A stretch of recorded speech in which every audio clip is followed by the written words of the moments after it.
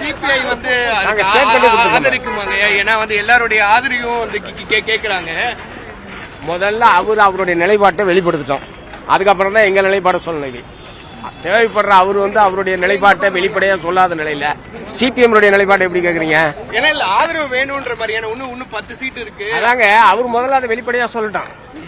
கேட்டா நீங்க ஆதரவு தெரிவிக்க அவர் சொன்னதுதான் பதில். யூகத்துல கேட்கிற கேள்விக்கு பதில் சொல்ல முடியாது. ஆமா, அதுல என்ன உங்களுக்கு டவுட்?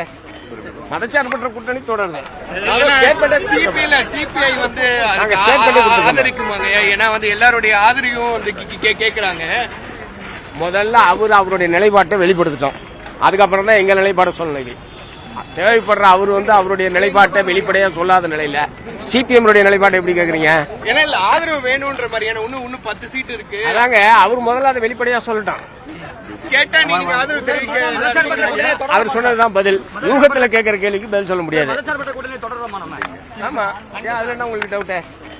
மதச்சார்பற்ற கூட்டணி தொடருது.